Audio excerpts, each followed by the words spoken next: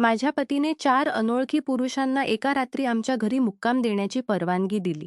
बाहेर जोरदार पाऊस सुरू होता आणि मी माझ्या पतीबरोबर झोपले होते. अचानक त्यांच्या खोलीतून मोठमोठे आवाज येऊ लागले. मला भीती वाटली की कदाचित हे चोर असावेत आणि आमच्या घरी चोरी करत असावेत.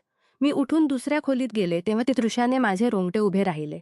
त्या माणसांनी सगळी रात्र माझ्याबरोबर जे काही केले त्यामुळे खोलीत माझ्या किंकाळ्या गुंजू लागल्या. माझं नाव सीमा आहे. माझी अमितशी लग्न काही वर्षांपूर्वी झाली. हे अमिताचं दुसरं लग्न होतं.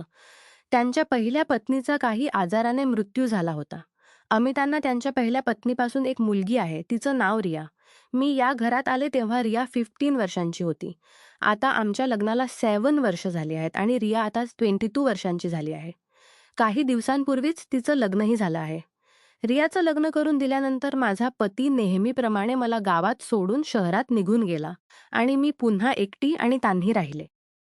अमित रियाचं लग्न करून देण्यासाठी काही दिवसांसाठी गावी आले होते. पण इतके सगळे नातेवाईक आणि रिश्तेदार आले होते की मला त्यांच्याबरोबर एकटे वेळ घालवण्याची संधीच मिळाली नाही. ससुराळी पोहोचल्यावर माझी मुलगी रियाचा फोन आला.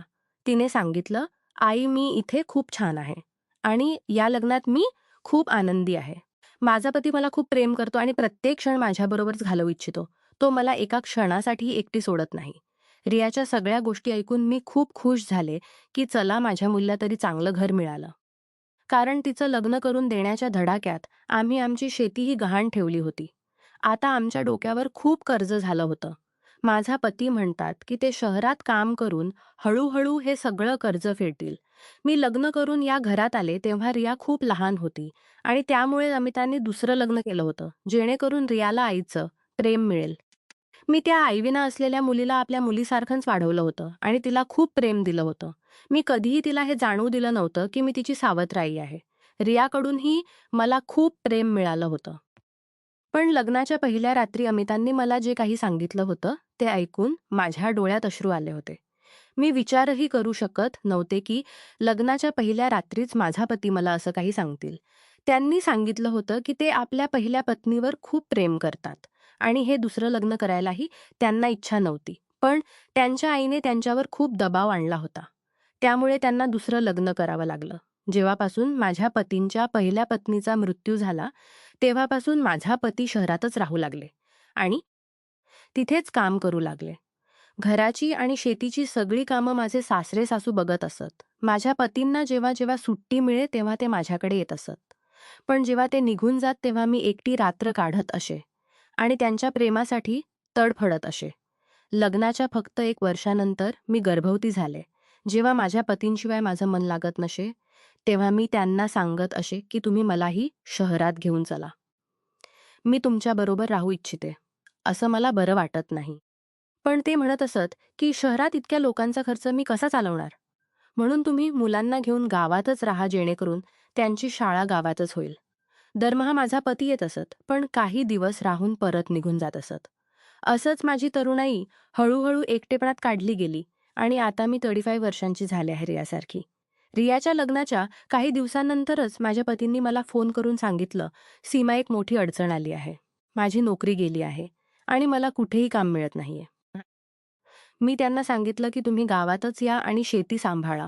पण माझ्या पतींनी सांगितलं, "सीमा, आमच्यावर खूप कर्ज झालं आहे. मी शहरात काम करणार नाही, तर हे कर्ज कसं फेडणार? आणि मग शेतीही आमच्या हातातून निघून जाईल. मीही शहरात का येऊ नये आणि तुमच्या कामात मदत का करू नये? शहरात लोकांना काम करणाऱ्यांची खूप गरज असते आणि मी जेवण बनवणे आणि भांडी घासणे यात खूप चांगली आहे." माझ्या पतींनी थोडा वेळ विचार केल्यानंतर सांगितलं, "ठीक आहे. जर तुला हे सगळं काम करण्यात त्रास नाही, तर ये, कारण आता आमच्याकडे दुसरा कोणताही मार्ग नाही. आमची शेती वाचवावी लागेल."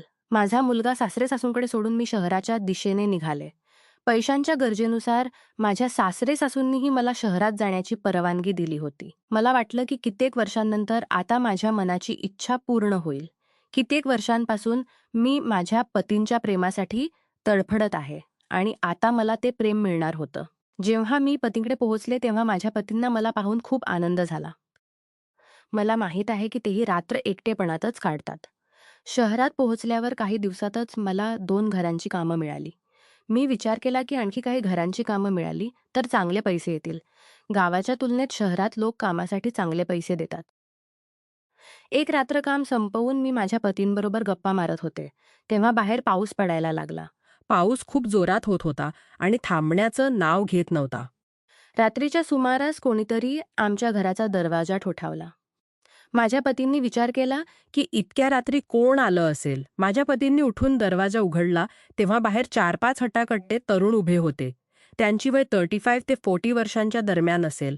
माझ्या पतींनी त्यांच्याशी बोलायला सुरुवात केली तेव्हा मी माझ्या बेडरूममध्ये आले.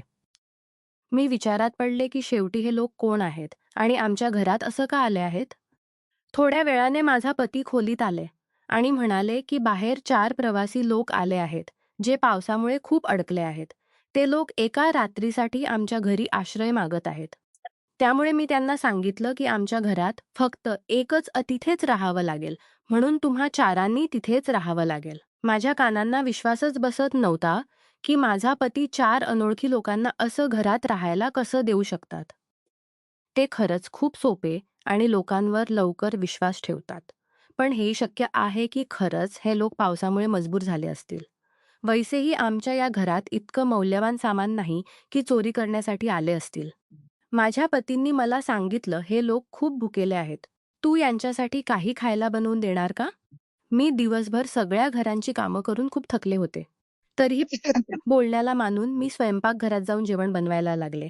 जेव्हा मी जेवण बनवून त्या लोकांना द्यायला आले, तेव्हा मी पाहिलं की ते 4ही जण माझ्यावर विचित्र नजरेने पाहत होते. त्यावेळी मी एक लाल मॅक्सी घातली होती, ज्यात माझा गोरा शरीर स्पष्ट दिसत होता. त्या लोकांना पाहून मला खूप विचित्र वाटत होतं. कारण यापूर्वी कधीही कोणत्याही पुरुषाने मला असं पाहिलं नव्हतं, जसं ते लोक मला पाहत होते. माझा पती मला आपली पत्नी मानतात, पण ते आपल्या पहिल्या पत्नीवर अफाट प्रेम करतात. त्यांच्या पहिल्या पत्नीचं नाव पलक होतं. ती अमितांची बालपणीची प्रेम होती. अमित आणि पलक एकत्र वाढले होते. एकत्र राहता राहता दोघांच्यामध्ये प्रेमही झालं होतं. सगळ्या गावाला याबद्दल माहीत होतं, कारण ते दोघे शेतांमध्ये अनेकदा फिरत असत. पण हळूहळू जसजशी पलक मोठी होत गेली तसं तिच्या वडिलांनी तिला अमितांना भेटायला देणं बंद केलं.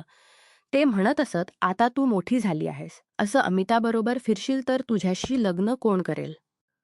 पण काही दिवसांनी जेव्हा अमित आणि त्यांच्या घरच्यांनी पलकांच्या घरी रिश्ता घेऊन गेले, तेव्हा सगळे मान्य झाले आणि दोघांचं लग्न झालं. 1 वर्षानंतर दोघांना एक मुलगीही झाली. पण काही महिन्यांनी पलक आजारी पडली आणि निघून गेली. माझ्या पती तिच्या मृत्यूतून सावरू शकले नव्हते. ते मला म्हणत असत की मी तुला पत्नीचा हक्क देईन, पण कधी प्रेम करू शकणार नाही. कधी कधी मला माझ्या पतींवर खूप राग येत असे की फक्त एका मुलीला वाढवण्यासाठी त्यांनी माझं आयुष्य बर्बाद केलं. शेवटी मीही एक स्त्री आहे. मलाही प्रेमाची गरज आहे. मलाही असा कोणीतरी पुरुष हवा होता जो मला मनापासून हवे. माझा पती तर मला फक्त एक जबाबदारी समजतात. पण आज पहिल्यांदाच काही पुरुष मला असं पाहत होते, तेही एक नव्हे तर 4. माझ्या मनात विचित्र विचित्र विचार येऊ लागले. मी जेवण देताच आत माझ्या खोलीत आले. मी माझ्या खोलीतून बाहेर डोकावलं तेव्हा मी पाहिलं की त्या लोकांनी दारूची बाटली काढली होती. खूप महाग दारू होती, म्हणून माझा पतीही खूप आनंदाने प्यायला लागले. जेव्हा माझा पती बऱ्याच वेळाने खोलीत झोपायला आले, तेव्हा ते नशेत पूर्णपणे होश हरून बसले होते. मी कसं तरी त्यांना सावऱ्या खोलीतून बाहेर आले. आणि त्या लोकांना सांगितलं, "मी तुमच्यासाठी आतल्या खोलीत व्यवस्था केली आहे." ते चारही खूप विचित्र नजरेने मला घुरत होते, कारण ते लोकही नशेत होते. मी लगेच माझ्या खोलीत आले आणि बेडरूमचा दरवाजा बंद केला. मग मी झोपले. मी खूप थकले होते म्हणून मीही झोपून गेले. पण मध्यरात्री बाजूच्या खोलीतून खूप जोरजोरात आवाज येऊ लागले. घबराटीने माझी झोप उघडली, पण माझ्या पतींना काहीच कळलं नाही आणि ते गाढ झोपेत राहिले. माझं मन करत होतं की मी त्यांना जागं करू. पण मला माहीत करत होतं की नशेत आशेत आणि उठणार नाहीत. हळूहळू आवाज आणि गोंधळ वाढत चालला होता. हळूहळू आवाज आणि गोंधळ वाढत चालला होता. म्हणून मला वाटलं की उठून बघायला असतील. माझा पती कोणावरही विश्वास ठेवतात, पण मला तिथले माणूस काही बरोबर वाटत नव्हते. सुमारे 15 मिनिटं मी असंच माझ्या बेडवर बसून राहिले. पण त्यानंतर हिम्मत करून मी माझ्या बेडरूमचा दरवाजा उघडला आणि जिथून आवाज येत होता त्या दुसऱ्या खोलीकडे जाऊ लागले. मला खूप घबराहट होत होती. मी हळूहळू त्या खोलीचा दरवाजा उघडला, तेव्हा तिथे खोलीत असलेल्या 3 माणसांच्या नजरा माझ्यावर पडल्या. एक माणूस फुर्तीने माझ्याजवळ आला आणि मला आत खेचून दरवाजा बंद केला. मी खूप घाबरले की हे लोक माझ्याबरोबर काही वाईट करणार आहेत.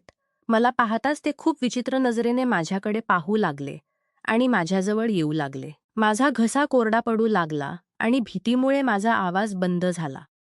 त्यांच्या चौथ्या साथीदाराची लाश रक्ताने माखलेली खोलीत पडली होती. आता उरलेले 3 लोक कदाचित मला जिवंत सोडणार नाहीत. मी खूप घाबरले कारण मी खुनाची साक्षीदार बनले होते आणि त्या चौथ्या